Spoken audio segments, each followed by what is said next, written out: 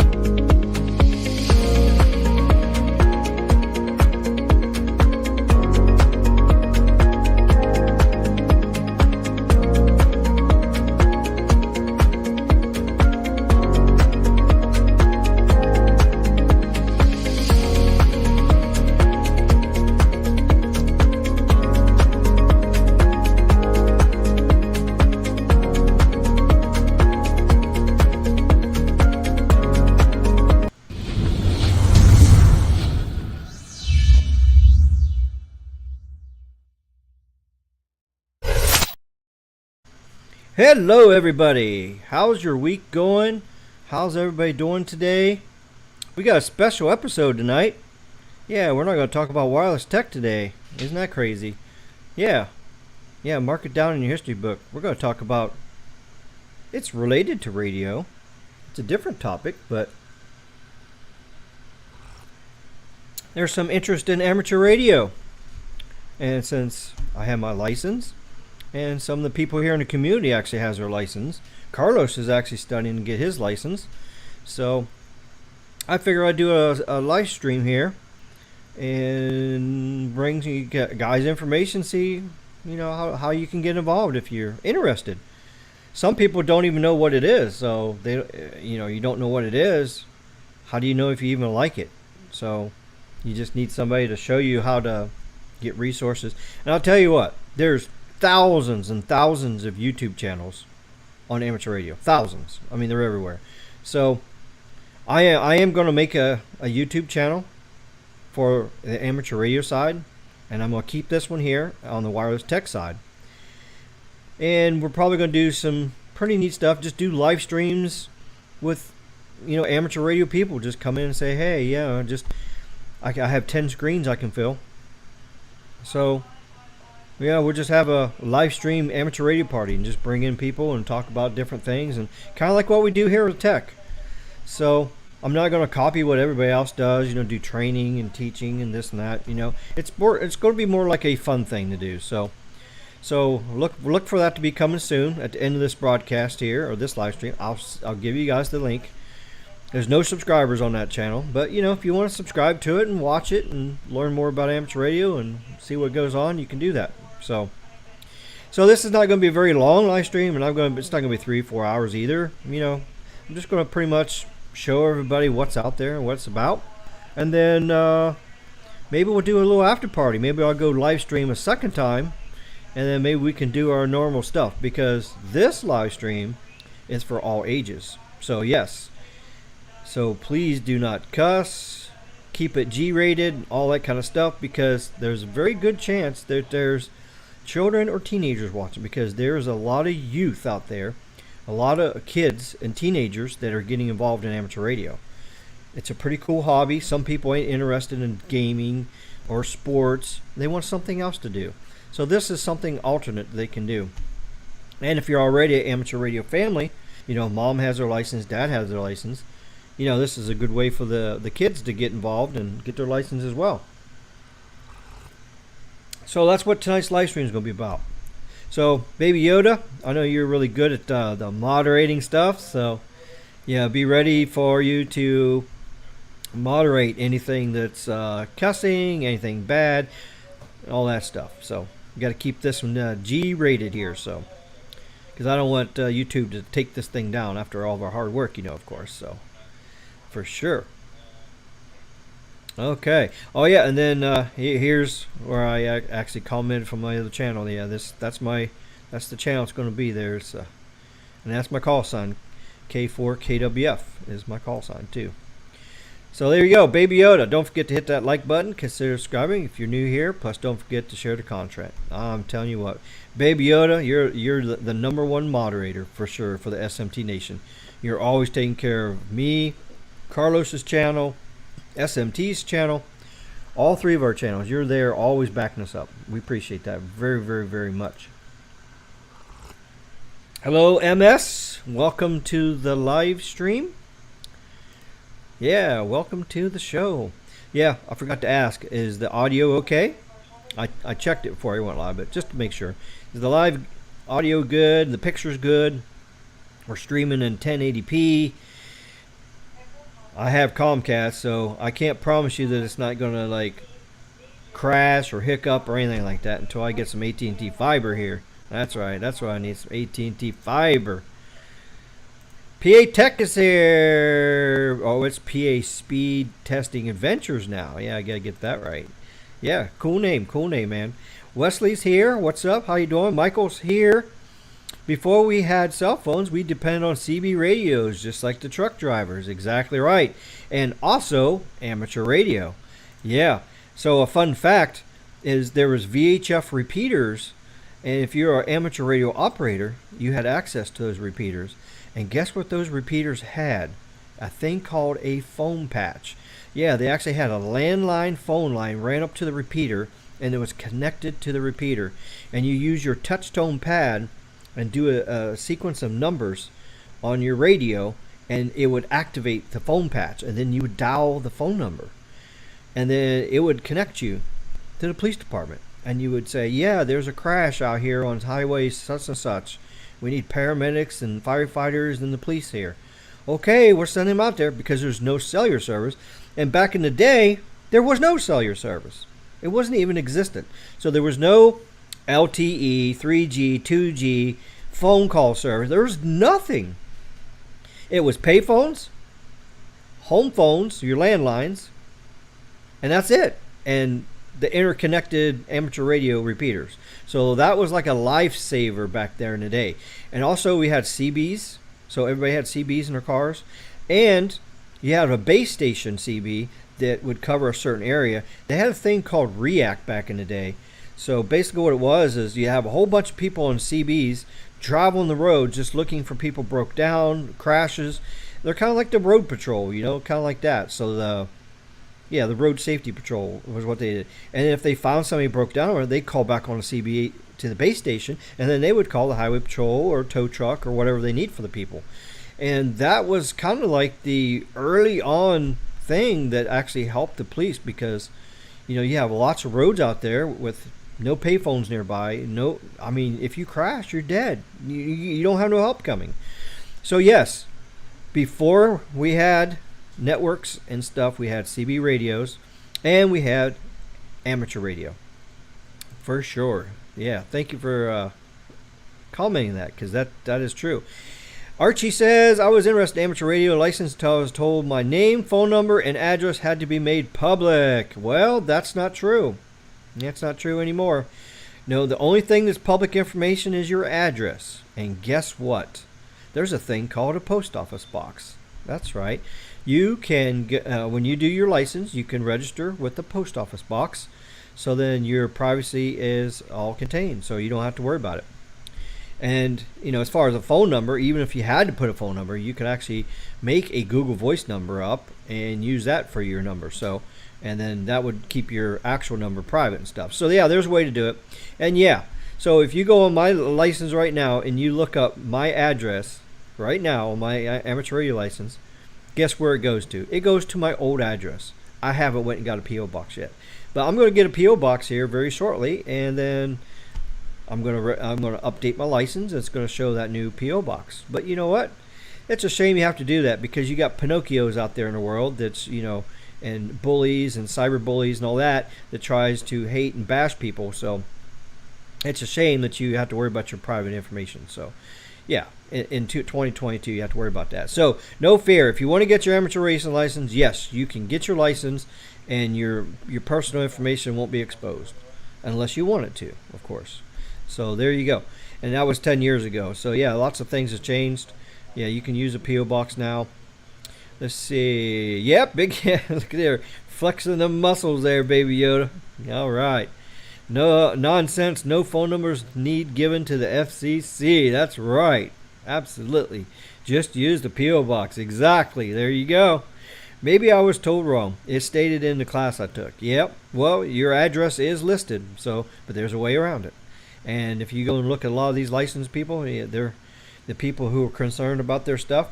Some people don't just care, They say, oh, okay, yeah, you want to come to my house? You want to rob me? Then, I got, Mr. You-know-what there waiting for you. So, yeah, it's called the protection unit. So, yeah, some people are not really worried about that. All right, Baby Yoda says 10-4, good buddy. That's so CB talk. On amateur radio talk, that'll be Roger or affirmative or something like that. That's what they say. Audio and video is tremendous. Okay, that's awesome. Okay. MS says, appreciate the G rating tonight. Got a bunch of young folks watching. See, I actually predicted that. I kind of figured that. And when I put this out on Twitter, I actually put this out on a hashtag for amateur youth. So that's why I knew that there's a potential for people to come. So appreciate the G rating. You're very welcome. Got a bunch of young folks watching. They will subscribe soon. Everything running through 5 megahertz of Band 71. Big hardest this weekend in New Hampshire. Oh, Hamfest? Oh, big Hamfest this weekend, New Hampshire. Okay, yeah, New Hampshire. Beautiful country up there. That's awesome. Yep. Yeah, and the youth don't want to subscribe to this channel here. I'm gonna give you. Let me just go ahead and give it to you now. So I'll give you the other channel here. I'll post the link in here for everybody. This is the other channel. So that's the one you want to subscribe to. It's gonna be G-rated, 18 and up, 1 and up, all ages. So anything that's going to be on that channel is going to be strictly amateur radio stuff and all that stuff. So there you go. So you're good to go on that. So let's see. RFK Keen Pox 607. Did you hear about the news about Elon, Tesla, and Twitter? Yep, I heard all about that stuff. Long live Band 71. Oh no. Yeah, well, I guess it's better than nothing. Got to have LTE. Yeah, I know they're putting 5G on it, but it's fake. But still, it has a purpose. It makes connections happen, and we can't be mad about that. Oh, Hardest Hamfest in Deerfield, New Hampshire. Gotta love autocorrect. Oh yeah. Okay, I kind of figured that. I kind of figured he was meaning a Hamfest. All right, well, awesome to the Hamfest. That's awesome. I was kind of hoping to go to Hamvention this year in Dayton, but unfortunately, I can't get off work because I'm working almost 7 days a week sometimes. So, and plus, the pandemic thing just ended, so I don't know how good the turnout is on the vendors and all that, so I don't know. I'm going to give it one more year, see how things go, and save up. I'm gonna save up some money. I'm gonna put a couple grand away just for that trip, and then tell my boss, hey, you gotta hire some extra people, because next year I'm taking that whole 2 weeks off. So vacation, man. Yeah, I love Hamfest. I just love going around, seeing new products, and just meeting new people, old friends, and everything. So I used to live in Dayton, Ohio, so I used to actually work at the Hamfest every year when I was with the Dayton Amateur Radio Club. So I actually worked there. So, and when I go back now, I actually go back and volunteer. So I volunteer with the communications. It's called Talk In, where you get on the repeaters and you help people that's lost trying to find the hamvention. So we're just the eyes and ears out there for everybody and give them updates on traffic jams and stuff like that. So yeah, it's very fun. And when you work at Hamvention, you volunteer your 6 hours. I think it's 6 hours, yeah. Yeah, 6 or 8 hours, something like that. You actually get a free ticket in. You don't have to pay to get in. And you get a free hat. So you get a free Dayton Hamvention hat. And then you get special parking too. You can park up in the committee worker parking. So that's pretty good benefits to get them for free. And the best thing is, when you get that ticket in that barrel for the drawings, there's over $100,000 worth of prizes in the barrel that you can win. So just going to Hamvention, putting your ticket in that barrel, you have a chance to win lots of money of merchandise that's donated by the vendors for amateur radio stuff. And I'll tell you right now, amateur radio is not a very cheap hobby. If you think a $1,500 phone, if you think this is expensive, $1,500 for the top of the line Samsung Galaxy S22 Note. Well, I call it a Note. It's Ultra, but it's really a Note. Yeah, well, the walkie-talkies are not that bad. Yeah, you can get this for $300. $300 is not that bad. But when you start getting the shortwave equipment, you could go up to like $6,000 on a radio. Now my radio is $600. I got the cheapest one, the entry level one. It works just fine for the hobby, no problem. And then if you want to get more power out than 100 watts, you want to go up to 1,500 watts, then it gets more expensive. I just bought an amplifier for $2,700, the Mercury 3S amplifier, and that was $2,700. So you can see how the hobby can get really expensive. Antennas, towers, all kinds of stuff. It can be very, very expensive. Paul Mitchell says, when I key up on CB, it also takes 5 megahertz. Yes. Do you have a beard? Joking. Every operator I know has a beard. Yeah, it seems like the amateur radio community has a lot of older people and they have beards. Yeah, that's true. Even this guy here, which I'm going to introduce you here in a second. Yeah, he's got a beard. And he's been an amateur radio operator for a long time. So yeah, I'm gonna introduce you to him here in a minute. He's got a YouTube channel. He's got the far best training class you could do. If you watch his videos on amateur radio, technician license, you'll pass, guaranteed. You watch that. He has another set of videos that's for general license. You watch all them, and you take the study, test where you just practice the questions, which I'll show you guys here soon. And then even with the extra class, he's got all the series in there, and I think he does a really great job of explaining all the questions that's on the FCC test. So you don't have to have an IQ of 200 to get your amateur radio. There's lots of people out there with an IQ of 88 to 90 that has their amateur radio license. So it's very easy to get and learn, and there's always people to help you out there. There's like thousands and thousands and thousands of amateur radio operators out there that's willing to help you. There's radio clubs. Every county in the United States has a radio club. So you can even go to a radio club, attend the meetings. They have subjects and topics every week. They do special event stations. They practice. They go to a park, set up radio stuff, and they talk all over the world. And then we have field day coming up. So another perfect opportunity. We'll talk about that soon here. Field day's coming up, and that's in June. You can go to the nearest field day operation to your location, and you can actually see amateur radio in action. Basically, they set up all the stuff, and then you can go even without your license. They'll let you get on the radio and actually use it and talk it and see if you like it. because as long as there's a licensed amateur radio operator there with you, person with no license can actually operate the equipment there, because they're in control and they're monitoring what you're doing and making sure you follow all the rules and everything. So that's a perfect chance to go out there and practice. So that's coming up. I have to look up the exact when it is, the field day. But yeah, we'll look at it up here in a second. I think it's the end of June. I think is when it is. So, and my club that I belong to in Florida Keys, we're actually setting up a really cool station too. We have the Sheriff's Department communications van at our access. We have radios in there for that. So we're going to have an air-conditioned Sheriff's Department communications van that we're going to use for our field day. And we got a generator on board, so we're going to be on generator power. It has a telescopic mast on it, so we can hang antennas from it. We even have a trailer. We have a 90-foot crank-up tower trailer that we can put all kinds of stuff on, hang dipoles from it. We could, if they even bought a beam antenna, a great big beam antenna like on for 40 meters, we could probably put it on that thing. But it's never been raised to 90 foot.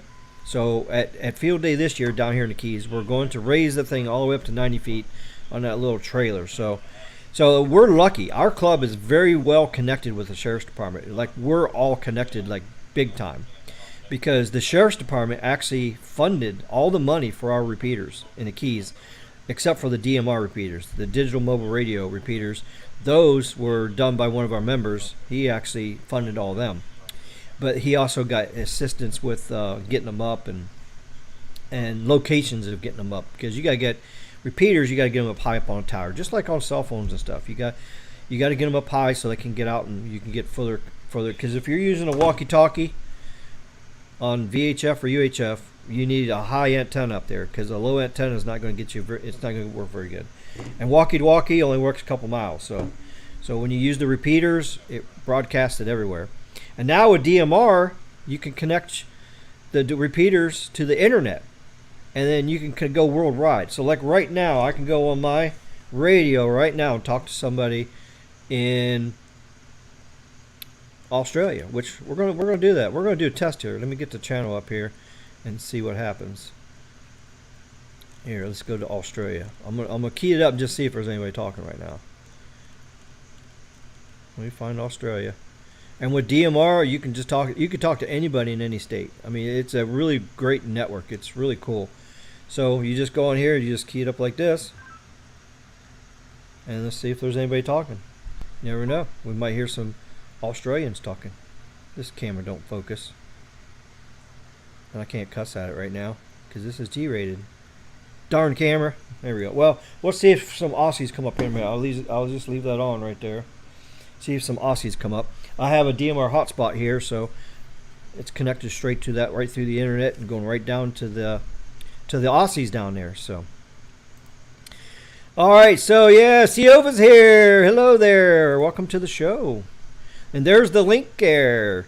Now we're actually broadcasting live on both channels right now. We're broadcasting on RFK Tech channel and the K4KW Florida Keys channel for the new amateur radio channel. So we're actually broadcasting on both channels right now. So, and of course, I didn't look, make sure. Let's see, nobody's posted anything over in there. Of course, there's nobody even subscribed yet. So, well, it says there's one person watching. Oh, that's probably me watching. Yeah, that's right, because I got up here on the screen. So, yep. Nobody subscribed here yet, which not surprising, but that's okay. All right, so there's your link. Let's see here. Alternate realities here. Packet radio talk. Yeah, we actually have digital modes on amateur radio where you can actually type a message from one place to another place. So we have that. I'm going to cancel my Twitter account if Elon Musk turns Twitter into free speech. No rules, no laws, no platform. Well, yeah, that can get kind of ugly. There's good and the bad and the ugly with all that stuff. Collective Rob says, hey, Ricky, how's it going tonight? Glad I caught your stream tonight. What we learning about tonight, and what's your opinion on the Q1 for T-Mobile? Oh, yeah, well, if you was in Sneed's live stream, you already saw my opinion. Yeah. So maybe after this live stream here, I'll make another live stream, and then we can go wild and crazy on all that kind of topic. So that's what I'm planning on doing. I'm just doing this quick thing here for the amateur radio thing, and then we'll end this live stream, and then I'll probably just go right back live again, just and we do our normal thing. We can go on there for another couple hours and talk about wireless tech and just go all crazy. So I will not have the police knowing my door because Twitter allows questionable material. Yep. CBA radios with landline telephones are still needed. Well, you can't put a landline radio or landline telephone connected to a CB radio. That's not allowed. You can do it with amateur radio, but you can't do it with CBs. Cell phone service is still spotty in rural areas of America. Yeah, well, this is another reason for people in the rural area to get involved with amateur radio, because you'll have access. And you don't have to use a handheld radio. You can actually use a 50-watt mobile radio with a 5/8 wave gain antenna on your roof, and you can get 30 miles range on that radio to the FM repeaters. And then you'll have access to the phone patches. So if you're in the rural area, I highly recommend that you get your amateur radio license. And with the way the world's going now, you never know when something might happen, where we have a big blackout, the solar cycles are happening. We may have a X10 class flare and might knock out the power grid to the whole country. And you know what? Those people with solar power and backup radios and all that stuff, those are the people that's going to be able to communicate. And that's another reason why we have amateur radio. We're backup for the police, fire, and EMS and all that stuff. So we help them during disasters and everything. So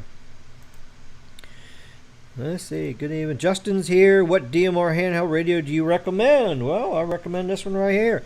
The Anytone 878 or the Anytone 578, which is the mobile version. These are the best DMR radios out there. There's Baofangs and other kind of brands out there, but they're not very good. They're the cheap Chinese. It's just like buying let's see, what phone can I get? And so this is like having an Anytone radio, having a Samsung or an iPhone, okay? Don't want to leave iPhone out because people be mad at me and say, oh, you left iPhone out, Ricky. Shame on you.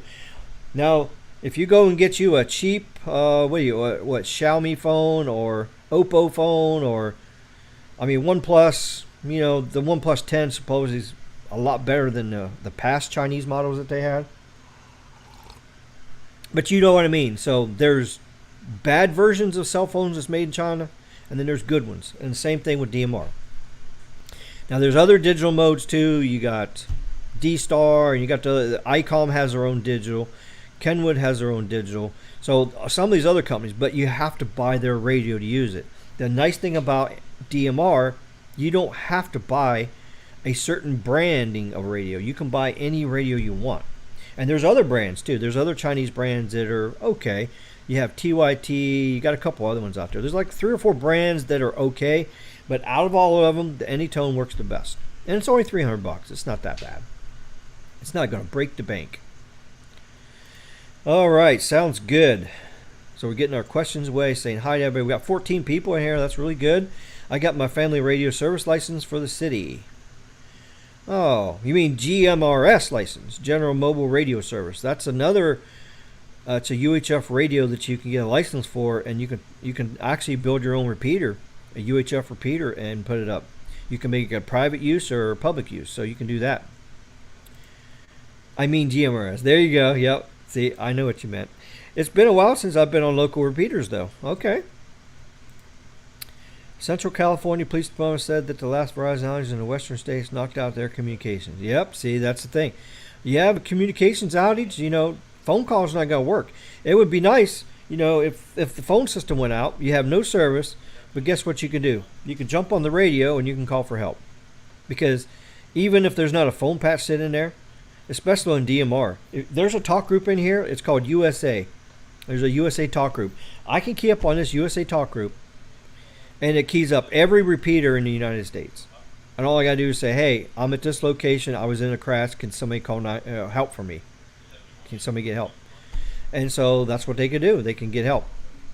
So it really makes it nice.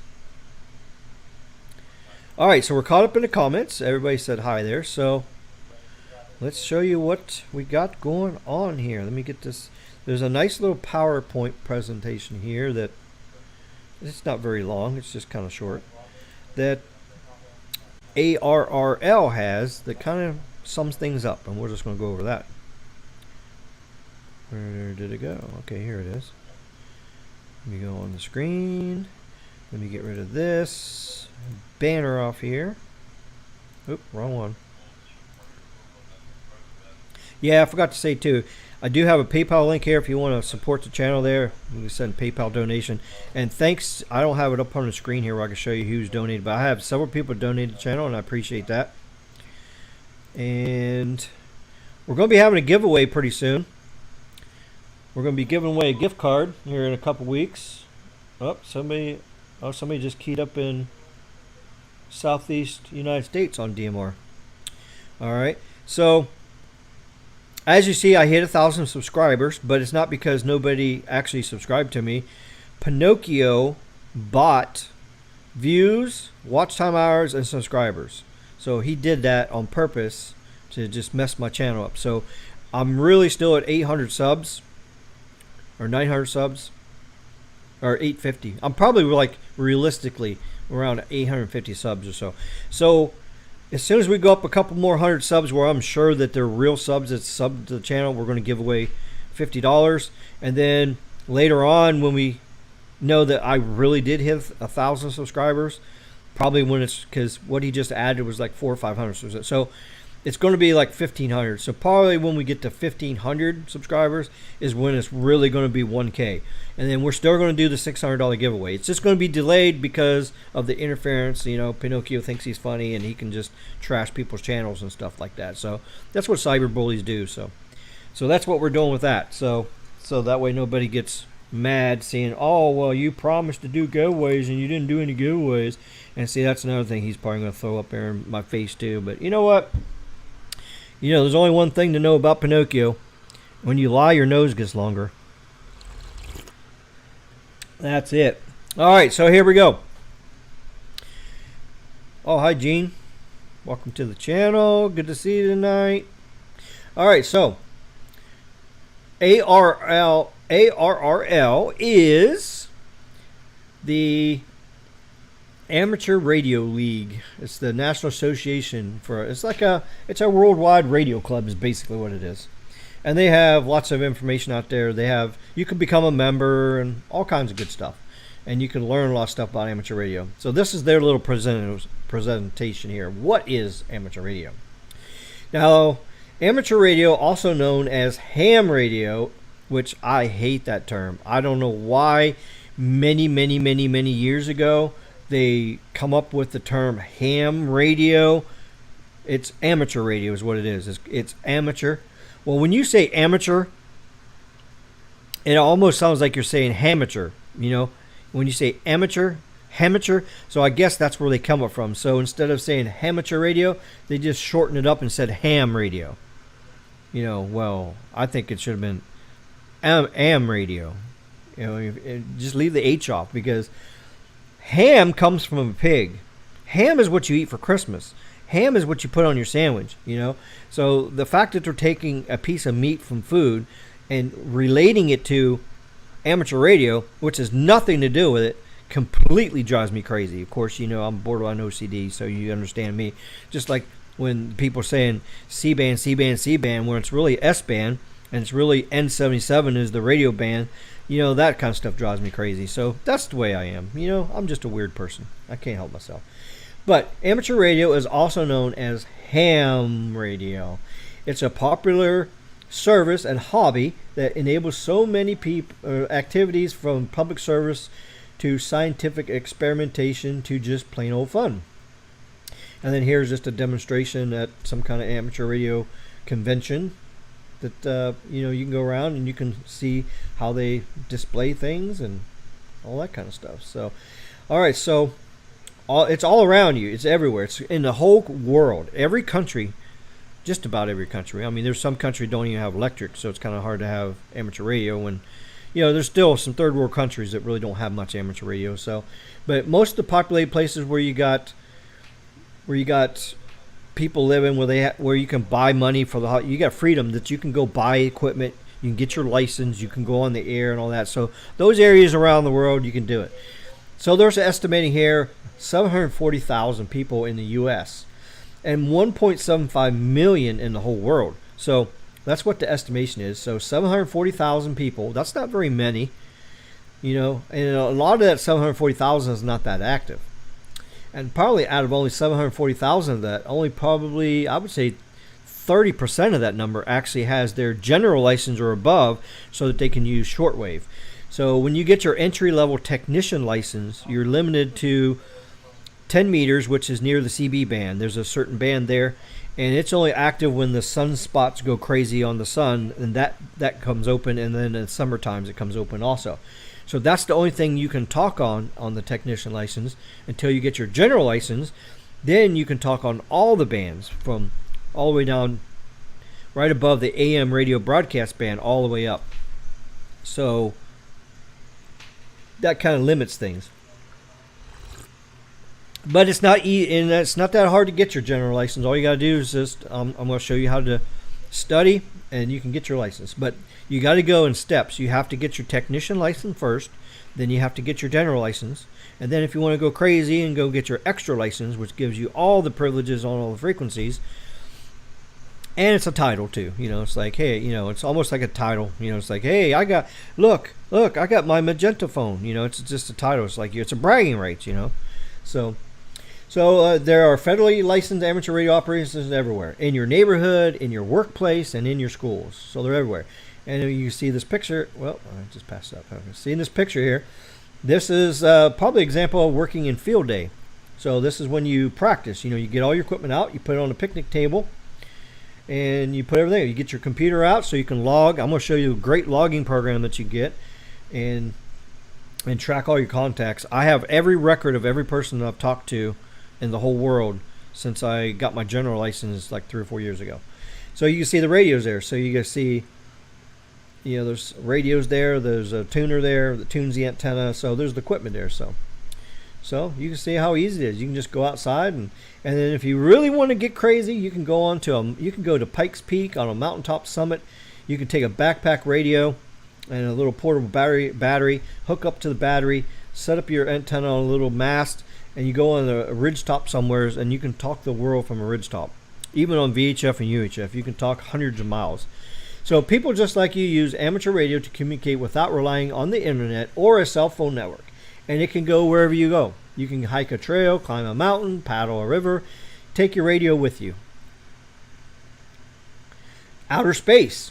Ham radio has even reached as far as outer space. Ham radio operators can talk to astronauts aboard the International Space Station, talk to other operators through satellites orbiting the Earth, and even bounce their radio signals off the moon and back.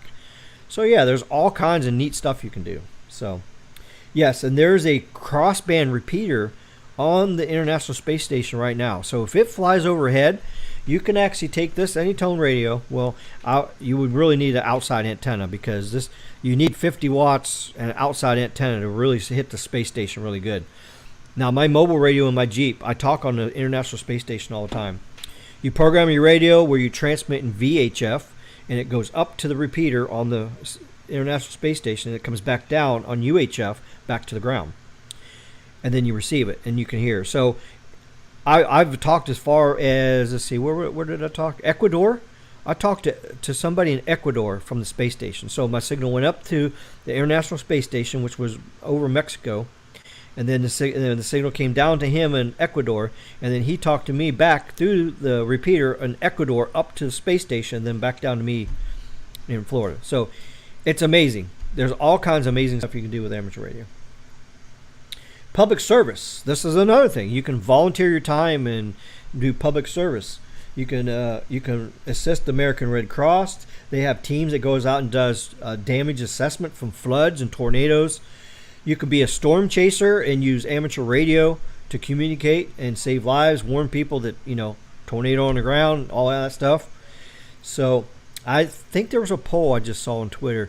I think it said something like 75% of the storm chasers actually have their amateur radio license. So that's pretty incredible. Very high numbers there. So, and then when you're out chasing out in the rural areas, you don't have no cell phone signal. So if something happens, it's nice to get on the radio and say, hey, tornado just hit us, we need help. Very, very true. S.A. Paul says, ARL is a useless remnant of its former self. It does nothing. It does not lobby in D.C. and does not protect spectrum. It does nothing to mitigate noise and interference. Yep, that all is true. The only thing it does is pretty much gives you information. That's all it does. Yeah, they're not really a very strong rallying point. You are correct about that. Hello, Tim. How you doing, buddy? I love to visit the mountains, but I need the infrastructure and amenities that a medium-sized city can offer. Yep, that's very true. And my new TV tuner also has a radio tuner, but I cannot figure it out. So far, I can only get it to pull local TV stations. Yep, the TV thing can be kind of frustrating. And I just heard too they're going to take away the over-the-air TV stations. They're going to encrypt them, so you will not be able to watch TV on your TV antenna outside for free anymore. The TV stations are all going to charge you an access fee. Yeah, isn't that just nice? Just when they got this new digital TV system and they made it so that you can watch TV for free, now they're going to encrypt it and make you pay for it. Crazy. Shaking my head. That makes sense. I watch. I think that's what you meant. Watch Reed Timmer all the time. Most of the areas he goes to never have cell phone. Yep, and he actually broadcasts live too, with the live stream. Yeah, I think Reed Timmer's probably the most famous, most popular storm chaser out there. He's been chasing for many years. I've been following him. I myself am a certified storm chaser, so if I wanted to do it, I could go out west. I could storm. Whatever you see Reed Timmer do, I can do the same thing. So it's a really fun thing to do, is chase tornadoes. You know, I've done it only a couple times in my life. Yeah, it's very, very interesting, very fun. But yeah, you're right about the Reed Timmer. Let's see. Yeah, watch. There you go. Gotcha. All right, so amateur radio service is a valued element of neighborhoods and municipalities in the U.S. In times of disaster, when regular communication channels fail, the amateur radio service works with public service agencies. Yes. And if you live in an area where you got a really good connection, kind of like we do down here, we're just like two buddies, you know. The sheriff's department knows they need us. Now, you could live in a county where they don't think they need you. They have the most high-tech stuff and everything. They think they got all figured out. But unless they've had a disaster happen, they don't know. And you can ask any of these counties in the USA that a hurricane has hit, and I guarantee you one thing. After the first hurricane hit, they became buddies with amateur radio operators because they're the only one who can communicate. They're the backbone. So most places that don't have big disasters, they don't think they need anybody. So, well, if an X10 solar flare hits Earth directed right over top of North America, Canadian power grid's going down, and the northern states power grid's going down. I guarantee it. So an X10 solar flare Earth directed is crazy. If you do a history search on it, back in 1958, I think it was, it's called the Cardington event. It was an X10 solar flare. It actually energized the telephone lines, the telegraph lines. You know, back in the day, 1958, you didn't have cell phones either. You had landline phones and switchboard operators. There were sparks coming out of the switchboard operators because it actually energized all those lines and stuff. So if it can do that to that, can you imagine what it would do to the infrastructure today? The one good thing about it is fiber is actually glass. So you don't have to worry about the magnetic energy from the sun actually hurting the fiber because the fiber is made out of glass. But still, you have junction terminals where it connects and all that kind of stuff. So you still got, and then you got the power grid too. So, you know, anything that's magnetic component, that's what the energy from the sun can mess up. So yeah, you can see the picture there. You can see a picture of a tower in the background here, and you can see all kinds of amateur radio for all different frequency bands for shortwave. And then you got the tower over here on this other side. It's got some VHF, UHF stuff where you can talk long range. So this is pretty cool. So this is probably like American Cross, like headquarters place. And then you see that they probably have also an amateur radio club that probably shares the space and do their club meetings there. They do the radio testing. So in some communities, the Red Cross and the amateur clubs work hand in hand, and the same thing with some sheriff's departments, police departments, fire departments. Sometimes the ham radio clubs are actually held in those places too because they have a really good relationship. It just depends on the county you're at, where you live at. So, yeah, anybody has any questions while we're doing, just post here in the chat. I'm looking over at the chat, so So we'll get your question addressed there at the same time too. All right, so community events. This is the fun part. Such as FEMA, American Red Cross, and the Salvation Army assist emergency communication efforts. Amateurs can also use their radios to volunteer within their communities, provide communications for events like county fairs, parades, and road races. And just recently, we just had down here in the Keys, the 7-mile bridge run. We have a bridge that's 7 miles long. Well, we have a marathon every year, and it just happened in April. They close the bridge down, and everybody signs up to run, and they run from one end of the bridge to the other, 7 miles. And they give prizes and rewards and all that stuff. Well, if somebody like passes out and falls down on the bridge, who's going to get them help? Because if you're in this marathon running, you don't have your cell phone on you. Well, most people don't, because if you're jogging around, you don't want that cell phone to come out of your pocket and land on the ground and break. Unless you're using your watch, you can use your watch that's enabled. You can put your cell phone now on your watch, and you can do that. But just for safety purposes, they asked the amateur radio operators. We put somebody a half a mile, every mile on the bridge, just there, and we have our radios, and we have it all set up. So if anything happens, then we can call and get help. And then the fire department, police department, whoever can come. So it's events like that. So there's many events that you can volunteer with and actually provide service to your community. So it's really pretty cool. Get licensed. That's the first step. Although people get involved with amateur radio for many reasons, they all pass a test to earn the Federal Communications Commission license that shows they have the basic knowledge of the principles of electricity, radio, technology, and operating rules. And that's basically all the test is about. So it just makes sure that you're going to be a good operator, you're not going to break any rules. It's just like getting your driver's license. You go to driver's ed, you learn about the rules of the road, and then you practice driving a car with an instructor, and then you go take your test, and then bam, now you can drive a car. Which is the same thing with amateur radio. And as you see here in the picture, here's some youth right here. Some teenagers being shown how to do amateur radio. And we definitely need more youth in amateur radio, because most of the baby boomers that were amateur radio operators are all getting older and they're passing on. So there's been a huge drop in people. So, and there in the middle aged people, there's not very many middle aged, and most of them in their working age. So they don't have time for the hobby.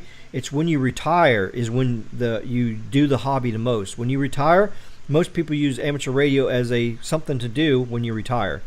So when you're a working person, it's kind of hard. So, but me, I manage to work a lot of hours. I do my live stream. I play with amateur radio. So I managed to get it all done. So it just depends on what you want to do. And family life has a lot to do with it too. So sometimes family life, takes over and you don't have time for the hobby. But the nice thing is the license is for 10 years. Only costs $35. So that's basically like $3 a month for 10 years if you break it down. So it's very cheap, and it could save your life, and you could actually help people. So it's a really good thing to do. All right, this knowledge has been practical everyday applications that educators have to use science, technology, engineering, math concepts. Lots of hams got into the hobby as kids and followed their interest in radio to exciting careers as astronauts, engineers, pilots, and more. So having your amateur radio license could actually lead you to get another job. Like if you really get good with the hobby, you could actually get a job being an engineer, kind of like Caleb. Zero Cool. He's got his amateur radio license, and look, he's an engineer for T-Mobile. So that's one thing, and there's many other things. You can be a technician on radio equipment for like police and fire radios, which I've actually did that in the past. I'm actually considered a technician. I don't have all the license for that, but I actually did go out and program radios for the Florida Highway Patrol and all the state agencies for 6 weeks. I went around with my laptops. I had 2 laptops, so one to the portable radio, one to the mobile radio. And I did code plugs. I updated everything, and so having this background actually helped me with the job. And I was getting paid $26 an hour for 6 weeks to do this project, going around just programming radios for the state police and everything. So, as you see, this hobby can lead to a career path. You may like the career path and everything. So, that's pretty awesome. Let's see. Carlos is here. Hello, Carlos. How you doing, buddy? Rick, what's up? On the phone with Chase. Got his booster working. Okay, great, great, great. Yeah, I know he wanted me to help him, but unfortunately, you know, I'm doing this live stream, so I didn't send the link out. But if he gets his stuff working and you're not busy, I can send you guys the link, and you guys can come on here if you want. Because Chase has got his amateur radio license, and he got it when he was 16. So he was actually a teenager when he got his license. So he may want to come in here and tell everybody about what it's like having your amateur radio license when you're a teenager and what good it did for him and everything. And actually, Carlos is studying for his license as well. So we got somebody right here in the YouTube community for Wireless Tech is starting to get his license. So pretty amazing stuff there. Maybe we maybe if we could force Americans to pass the class before they can buy guns. Oh, come on now, Mike. We got to keep this cool here. All right, so back to the slide here. Let's see. Let me send this. I forgot to send the link. Let me send the link to Carlos at least. Let me go on the Twitter. Go on Twitter. Twitter messages. Here, let's send the link to Chase. Since his booster's working, maybe he'll see. He lives in the rural area. He don't have a very good connection, so it's tough for him to try to get on there. If you don't have a good cellular connection, you can't live stream very well. So that's why he got the booster. Okay, let me send. All right, Chase has got the link on his Twitter DM. Let's go to Carlos. Where's Carlos at? Carlos. Here's Carlos. Here we go. There, I sent you the link, Carlos. I don't know if what you're doing, but you want to pop in here, say hi, and see what's up. Tell us how your studying's going for your license. All right, let's see. Is Morse code still a requirement? Good question, alternate reality. Absolutely not. They ditched that years ago, and I'm glad because I hate Morse code. And to force people to know Morse code to get in the hobby was stupid, crazy. They was missing out. There was many people that wanted to get in the hobby, but they had no interest in it, just like me. Now, when I got my license in 1989, I was forced to get Morse code. I had to do 5 words per minute to get my license in 1989. That's right. I had to do Morse code in 5 words per minute and pass, and I did. I passed it. And then after that, I took my that was called a novice license, which they did away with. Then they come out with a technician. And the technician was give you a little bit more privileges. And then they got rid of the technician of having to have Morse code. And then it became a technician no code license. And then you could get your license without knowing code. But then if you wanted to upgrade to general class to talk on the shortwave frequencies, you had to know 13 words per minute of Morse code. That kept many people off the airwaves. So then finally they got rid of Morse code for the general license. And when they did that 4 years ago, I actually went and took the test and passed, and I didn't have to know Morse code, and I have been a general class operator for 4 years now. And now I've actually talked to like 65 different countries now on shortwave, on HF, high frequency radio is what they call it. So, very good question. Now you don't have to know Morse code. So general and extra are no code. That is completely right. The Morse code requirement is completely out of. It's not required no more. So now there's 3 licenses. There used to be 5 classes. There used to be novice, technician, general, advanced, and then extra. The advanced just give you a few more frequencies, and the test wasn't so complex. But now they did away with novice. They did away with advanced. So now we have 3 classes. We got technician, general, and my Comcast is crapping out. So hopefully we don't lose connection here. Yeah, stupid Comcast. And then you got the extra class. So that's your 3 classes now. The general and extra can talk on the shortwave frequencies. The technician can use the VHF, UHF, you know, the upper channels and repeaters and DMR and all that stuff. And then you also have access to 28 megahertz, which is right above the CB band, which you can talk around the whole world on that as well. But it's not as busy. Let's see. All right, so let's get back to this. All right, so communication. The ham radio frequencies begin below the AM broadcast band and extend into the extremely high microwave frequencies. Ham radio operators use these frequencies to communicate with each other. So here you see a setup here. You got a solar panel, you got a battery, and then you got a radio. And you can actually, you can go anywhere and you can talk. It's pretty amazing.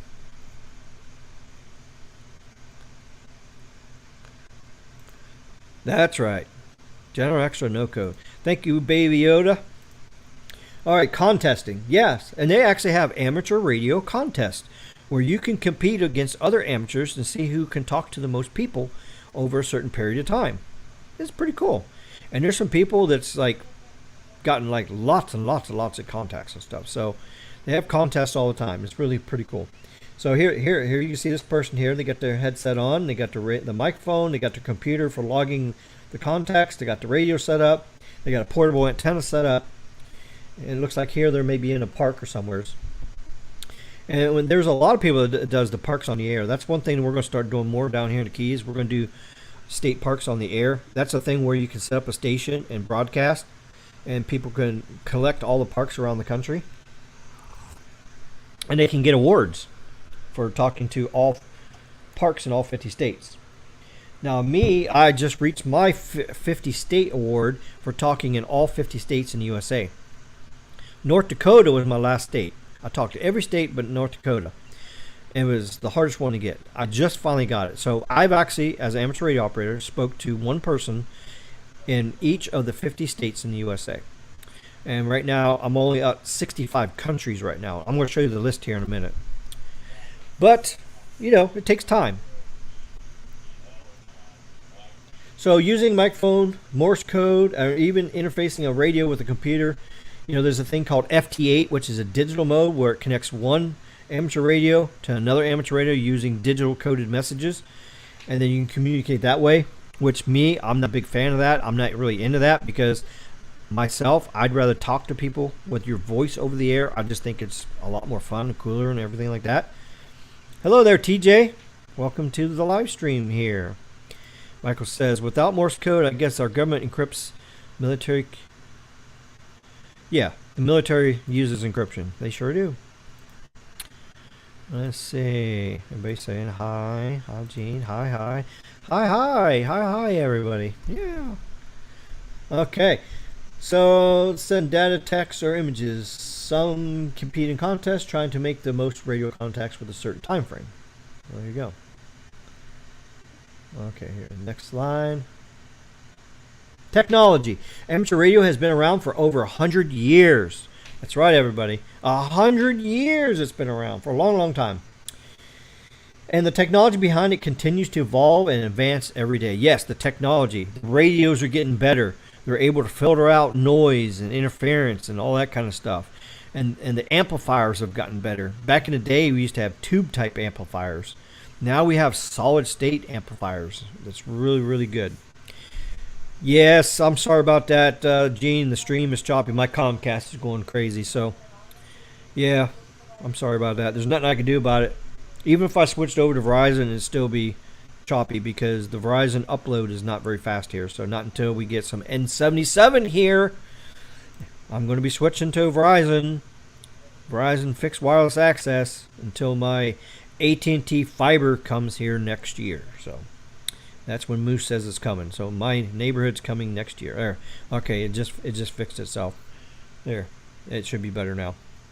I like StreamYard. It actually tells me now when my internet's bogging down. So sorry about that. All right. So in this picture you see they got a communications van they got set up. You see red and blue lights on it. So this is actually kind of like what we have, you know, a sheriff's department communications van. So they can use it for a command post for the sheriff's department, and you can also use it for amateur radio as well. It's a dual purpose unit. So they have that set up here. They got a little trailer with the antennas and equipment. Look, they got a little pole, a push-up pole they put up with a rotator on it, and it rotates this. This is a directional beam antenna. And then you can point this in different directions and enhance the signal. So this is how easy you can set up a communications, and you can talk all the way around the world with this. So with this antenna and 100 watts, you can completely, as long as the the radio frequency conditions are right. Now each band depends from lower frequency to higher frequency depends on if it's daytime. So the lower frequencies are for nighttime. The upper frequencies are for daytime, because the propagation of the atmosphere changes from between day and night. So, and it also depends on the sun. If the sun activity is high, then it's hard to talk on the upper frequencies. When the sun activity is high, it's easier to talk on the upper frequencies. But when sun activity is low, it's really hard to talk on the upper frequencies. So, and when you start taking the classes, you'll learn all that. So, this is just an introduction to amateur radio, so I can't really go on here and explain everything. I've already been on here for an hour, so we're trying to get this going up here really quick so we don't make this into a very long live stream. All right, so new ways to explore. Amateurs are always finding new ways to explore amateur radio, experimenting with digital applications of the technology through things like coding, mobile apps, and drones. Yep, that's right. And just like with me, with my drone, you can attach a radio transmitter to it and do like a little crossband repeater to it and go up. Do that. You can fly balloons, put transmitters on it. You can do all kinds of neat things. So the technology is really cool. So in this picture here, it looks like father and son learning about amateur radio, and there's a typical shack. Everybody has a ham shack, and basically it's just either a empty bedroom, or sometimes it's actually a little shack you build out in the backyard. It's separate from the house, and you put all your stuff in there. And sometimes you do that when you're married, because when you're married, the girlfriend or wife, they don't want all that noisy radio stuff in the house. So, and to tell you the truth, amateur radio is more of a men's hobby than it is a woman's hobby. Although nowadays there's a lot more women getting involved and a lot more youth getting involved, but it's basically over the years been a man's kind of hobby. So that's the thing. So if you got a wife that doesn't like all that noise and all those wires and the eyesore of all this stuff in there, a lot of times they say, well, if you want amateur radio, you got to build a shack in your backyard and you can go out there and play radio. You ain't doing it in my house. So yeah, that's crazy that even happened. But so you got ham shacks, and you got a dedicated room or office that you can put all your radio stuff in there. So, all right. So your first steps to getting on the air. Okay, there's actually a book you can get. You can buy this book, or you can just go online and get the digital copy and read it. The ARRL Ham Radio License Manual will guide you as you get started in the hobby, as you select your equipment, set up your first station, and make your first contact. So they have books out there, and like I said, we got videos out there you can do. Here's another example of somebody just parked out here, put a portable antenna out in the middle of nowhere, and you can talk all over the world. So that's pretty cool. All right, so let me show you this. Okay, so this guy here, his name is Dave Kassler. His call sign is K0 KE. Well, there we go. KE0OG. Yeah, when you get your license, you actually get assigned a call sign, and you can actually customize it. You can pick a call sign you want, just like mine. I picked mine. Mine's K4KWF. The KWF stands for Key West, Florida. Since that was down here in the Keys, so that's why I picked that. But you can actually, like, if you can pick your initials. Like, if your initials are JWB, that's what your name is, first name, middle name, and last name. You can actually get your call sign that matches that. Or like Chase. Chase did his N8AXE. AXE, like, he's a volunteer firefighter, so he has an axe for firefighting. So he just, he picked that. So you could do all kinds of neat stuff with the hobby. You can pick your own call sign. That's the beauty of it. So, but this is the site you want to go to. I'll post the link in here.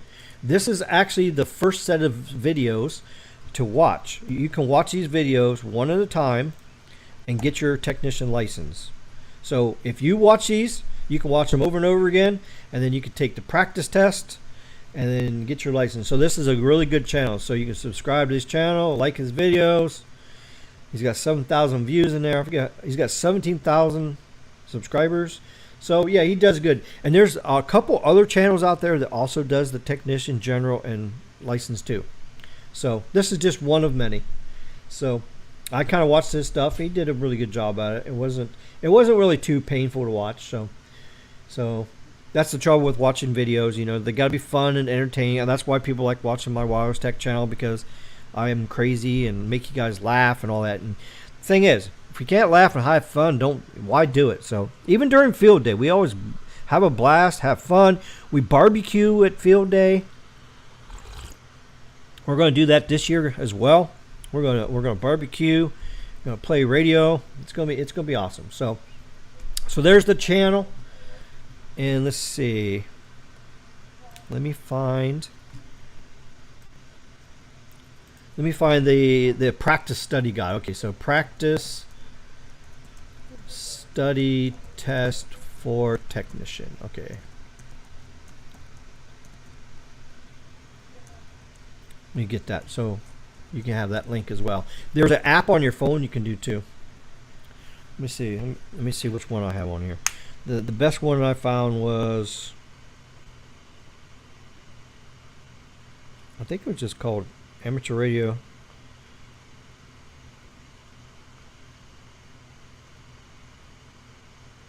Yeah, here it is.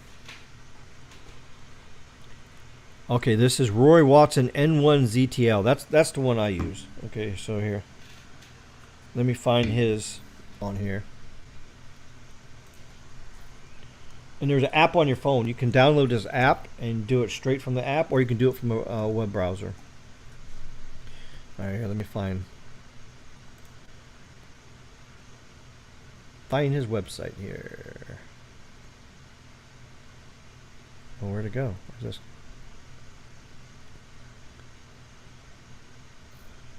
put it in there. N1 ZTL. N1 ZTL.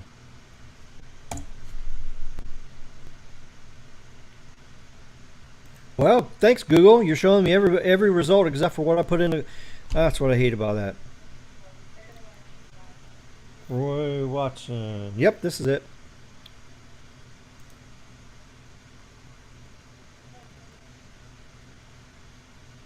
Yeah, here we go. I found it. Here, let's pull it up here. Okay, so here.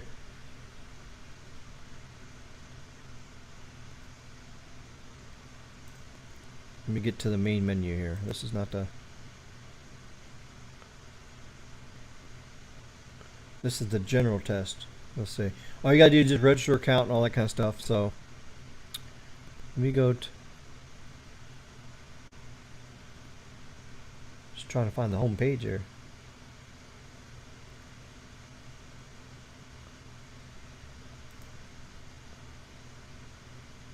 Oh, this isn't actually the site, is it?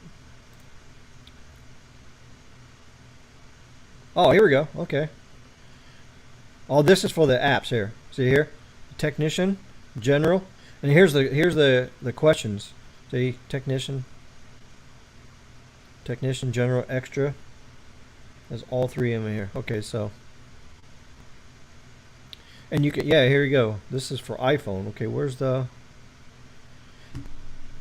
Yeah, this is just a third-party app that's sending me there. Okay, let me.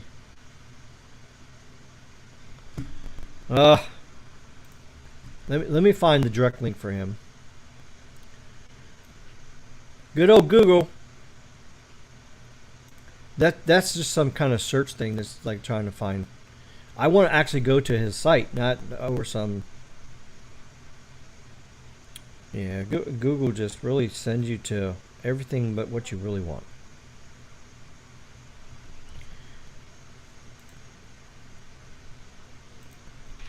Oh, let me put his name in here. Maybe I can find it. Roy Watson. Yeah, I've used a couple of the apps, and the one that Roy has here seems to be the best one. Actually, I don't think he has a website because I keep searching for a website. I haven't found a website.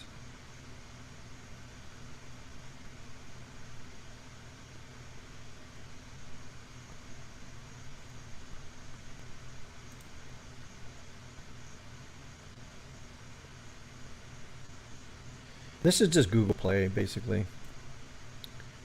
This is the Play Store. This is where you can get the app. At least get this to you guys, so you can look it up. But it's made by Roy Watson. It's called Ham Radio Exam. Here, let me do a search for Ham Radio Exam. Maybe that'll come up.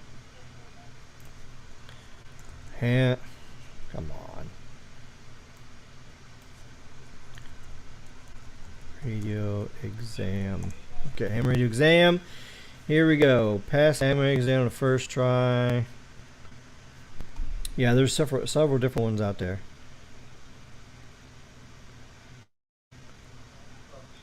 This one's a pretty good one here too. Here. Yeah, this one's actually pretty good too. I've actually used this one as well. This one, like if you don't want to do it on your phone, you want to do it on your computer. This is the one you want to do on your computer, and it actually remembers where you last left off to in your practice. And so there's a couple ways that you can go. So there you can go on YouTube. You can watch the classes on it. Learn about amateur radio. There's practice guides. You can download that on your phone. So when you're just bored, you can sit there and go through the questions. So what it is, how it works with the test is let's say there's 250 questions. What they do is they pick one question out of each section, because there's a whole bunch of sections, like 15, 20 questions per section. And then they pick one question out of each one, and then you get a 35 question test out of 250. That's how they do it. And it's random too, so you don't know what question you're going to get. You may take the test one day and you get these 35 questions. Next time you come, you get these 35 questions. So it prevents people from, if there's only 35 questions, you can actually memorize those 35 questions and take your test and pass it. So that's why they did this, is so that people can't memorize it, get to the class that easy, and then just go out there and not know the rules and regulations, not know how to do the hobby right, and then make it horrible for everybody else. So that's why they do it that way.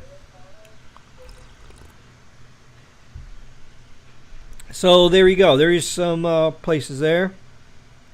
Any other questions? Let's see.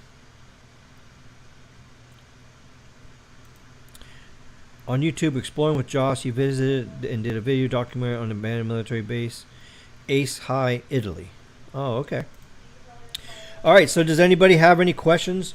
I know we've been on here for an hour and 14 minutes. I just wanted to give everybody an introduction to amateur radio. Let's see. Any other questions anybody might have? I'm trying to think of any other stuff I can show you guys. Oh, I know what I was going to show you. Okay, here we go. Oh, totally forgot about this. Okay, let me show you this. All right, here's ARRL's website. You can watch a video on ham radio here. You can watch this video.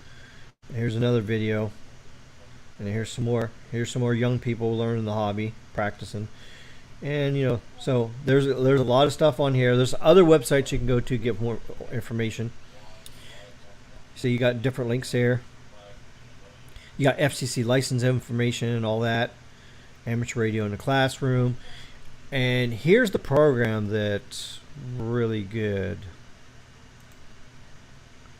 This is the program. This is the website I use. Okay, so this is the website I use. So this is the link. QRZCQ. That's the link. Okay, let me put it in here for you guys so you can check it out. Okay, so once you get your amateur radio license, you can actually register on here with your call sign, and see your address shows up here from the FCC, because right now mine doesn't have the post office box on here because I don't have it in there. So there you go. And then so you can write your biography in here and all this stuff. And so basically I started amateur radio 32 years ago. September 1989, took tech license, Ohio. Original call sign was KB8HFR. Moved to Louisiana, changed it to KC5RBA. Moved to Ohio, changed it to N8RMS. Moved to the Florida Keys, September 25th, 18. Changed to Vanity Call, K4KWF. I know I'm not going to change it again. I'm just going to keep that for forever. Upgraded my general license February 25th and 18.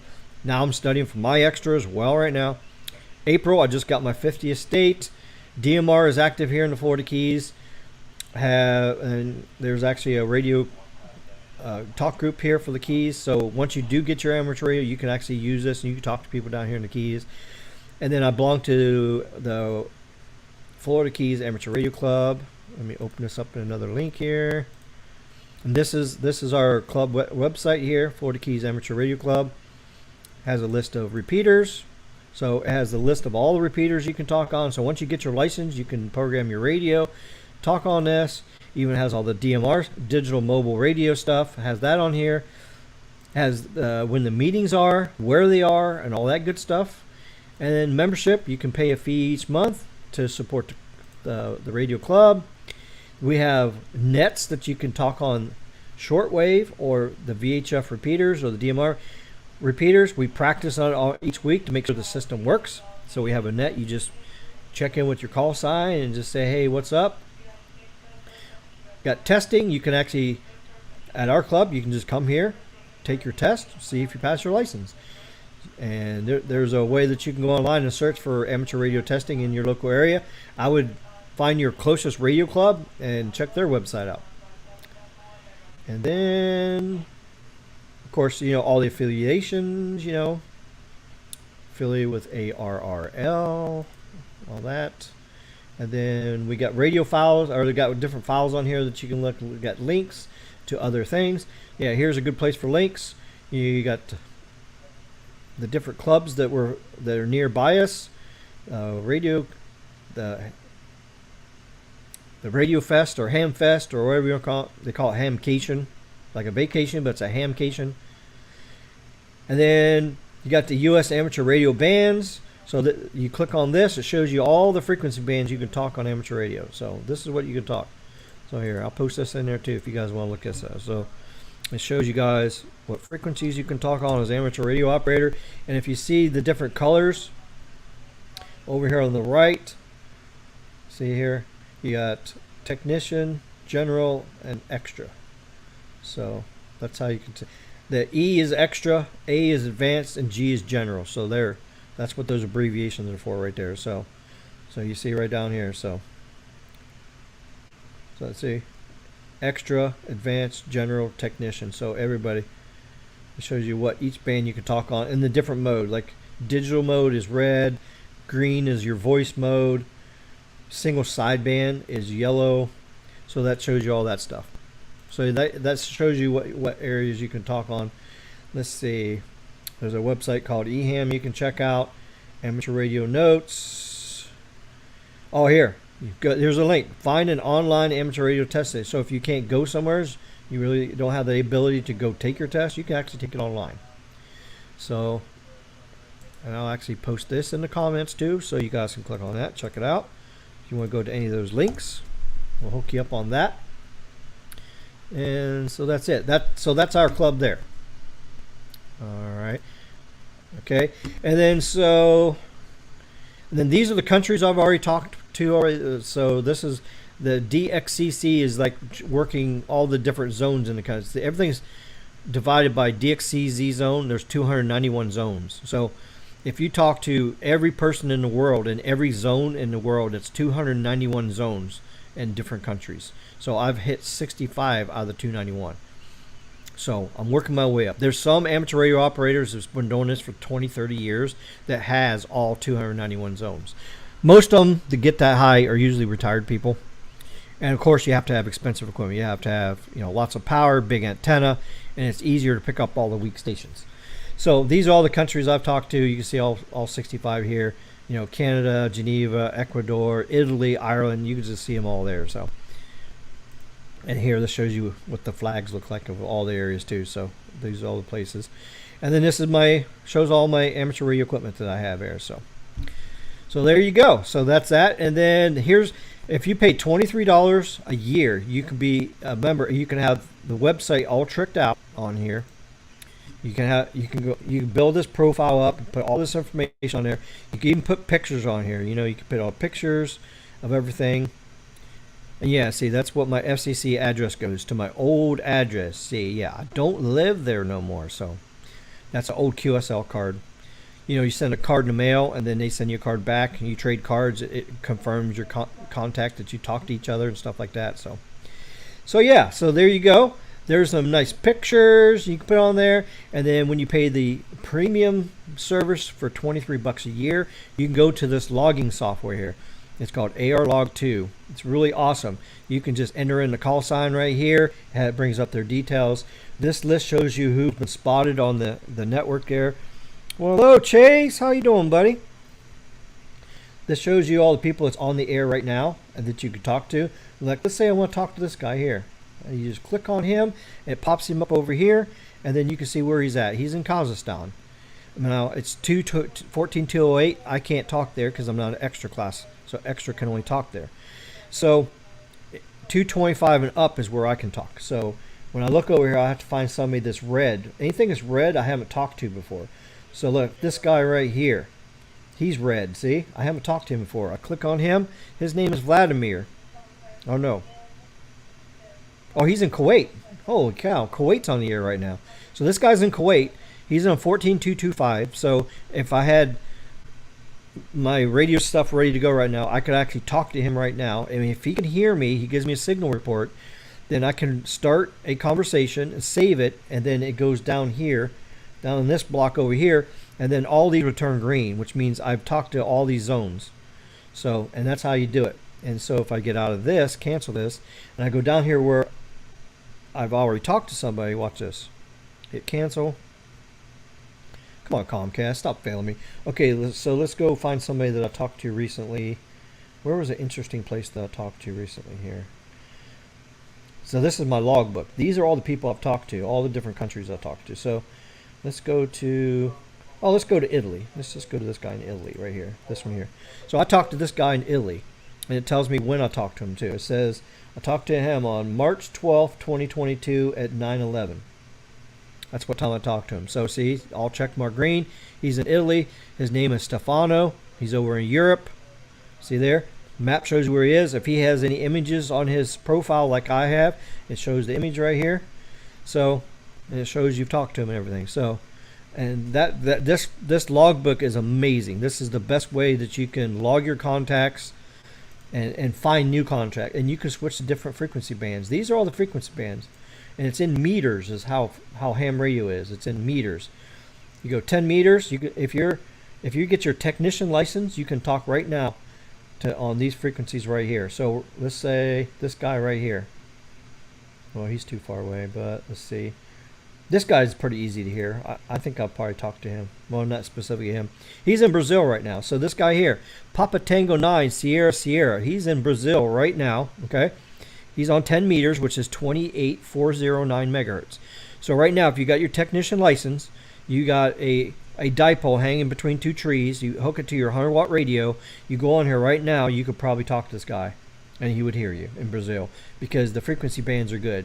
You click this, it shows you the results of the frequency bands. Look, 0 to 10 megahertz is fair, 10 to 20 is normal, 20 to 30 is normal, and see, 28 is where we're at here. So right now, we got conditions into Brazil, and you could talk it to Brazil.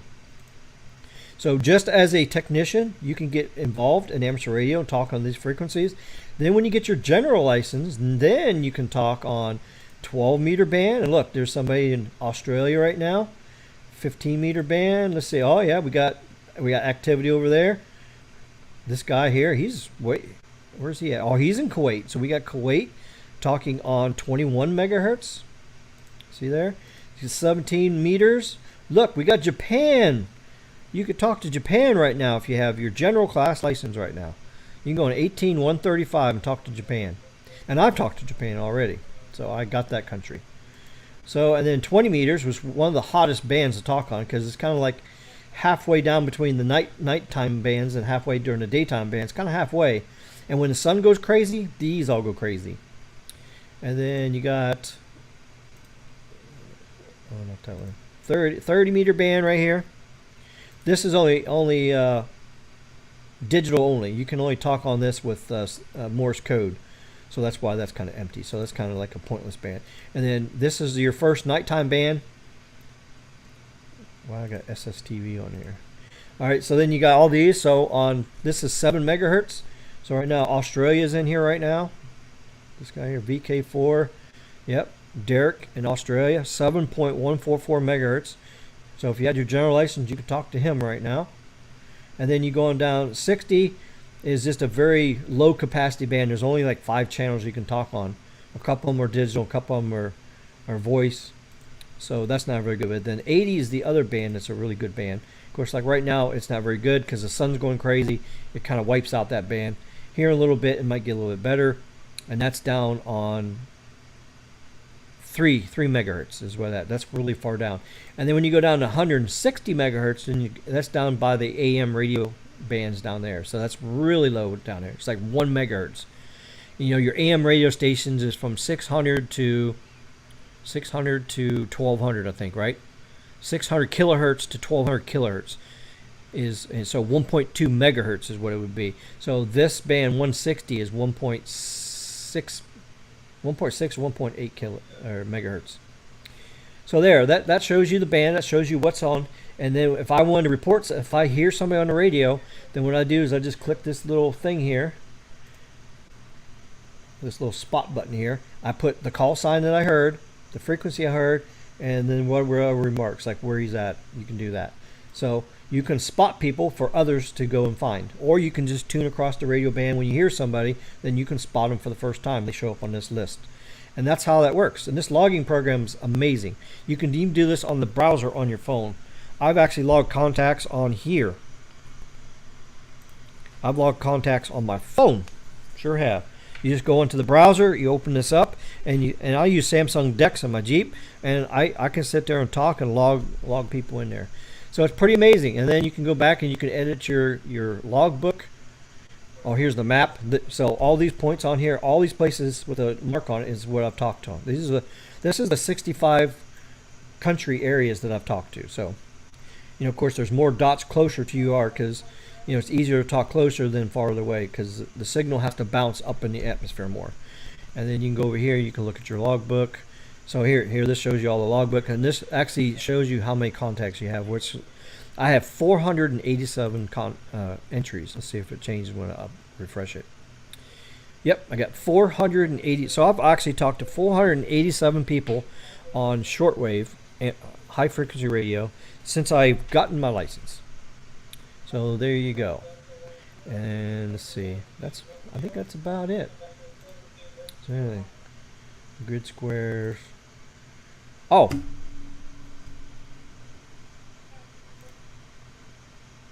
So here I want to talk about this real quick too.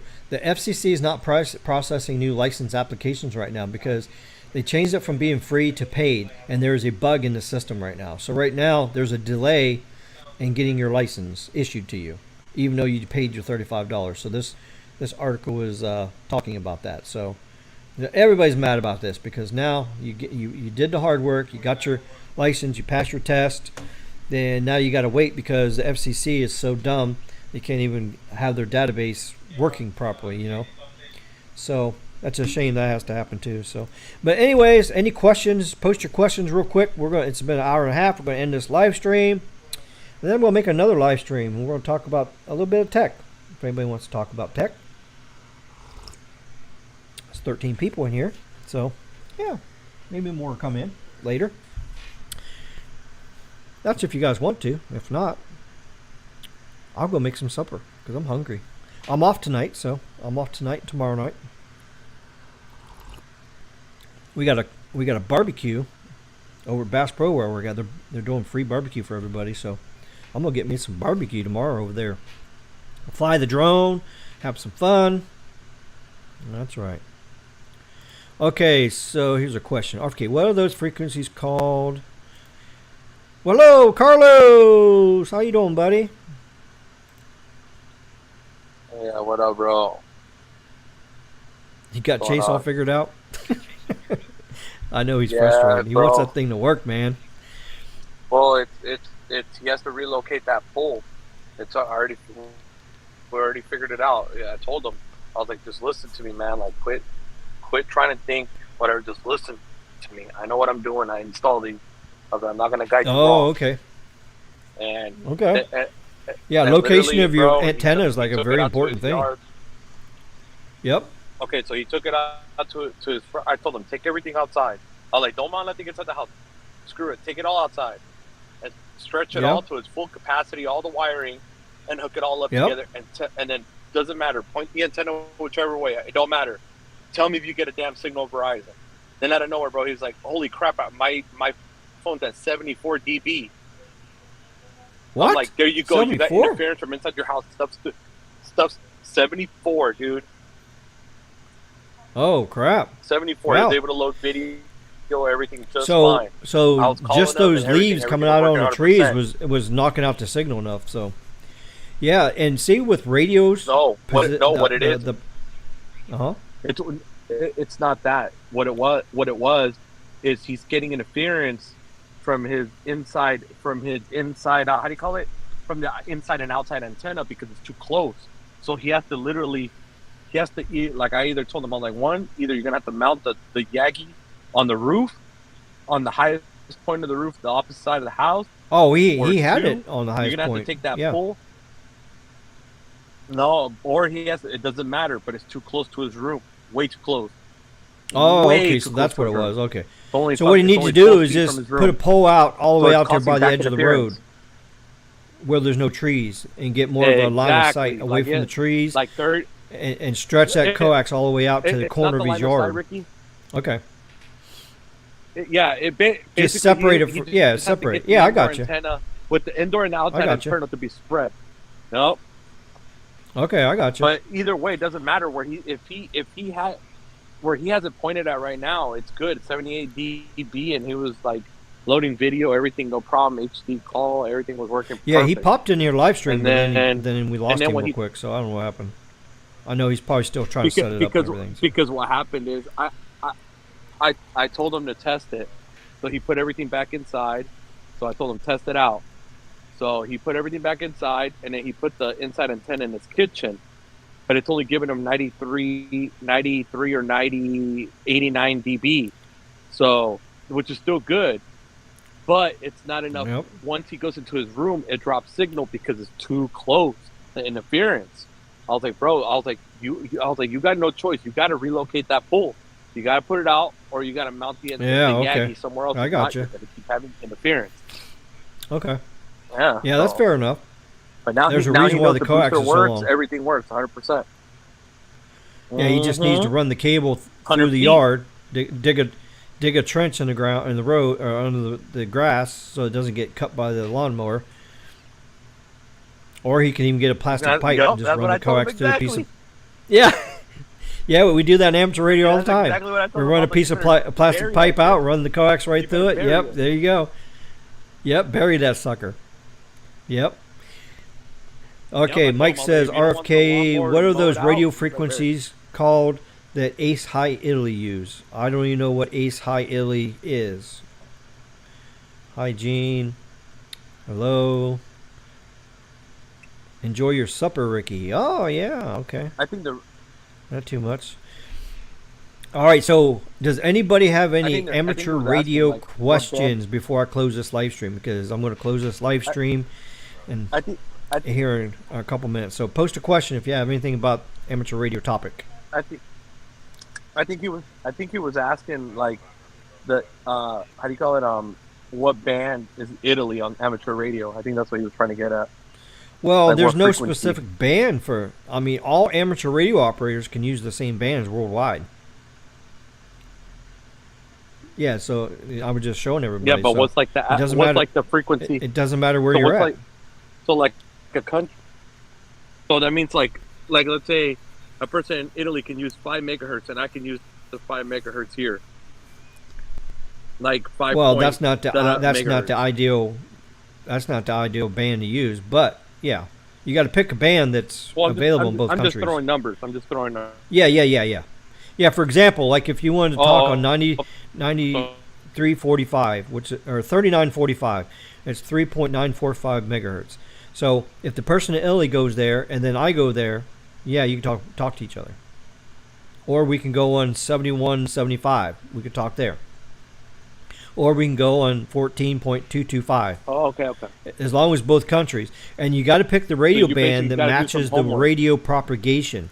Yeah, you got to know what the radio propagation is doing too.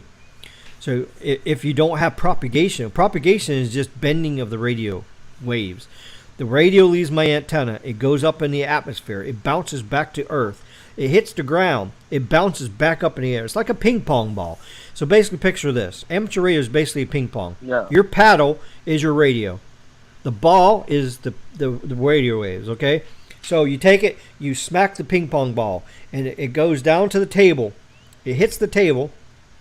It bounces up. and it goes over the net and goes down, and then it bounces down on the other side. Pretend like the table is the sky. You got to invert it because that's the hard surface. The sky is the hard surface that reflects the radio waves. You got the sky and you got the ground. That's the two. So basically it's like playing ping pong with two tables. A table on the bottom, a table on the top. So the signal bounces between both of them and goes down the other side. And a ping pong table is flat. The earth is round. So basically you're playing on a round ping pong table. So because as the propagation goes up and down, it goes around the other side of the earth. Because the radio waves bounce between earth and the sky, and it's round. You see, it goes around the earth, so it goes back and forth, and ping pong's all back and forth. So you got to pick the frequency that ping pong's the best. If that helps you understand it, it can be complicated, but that's pretty much sums it up.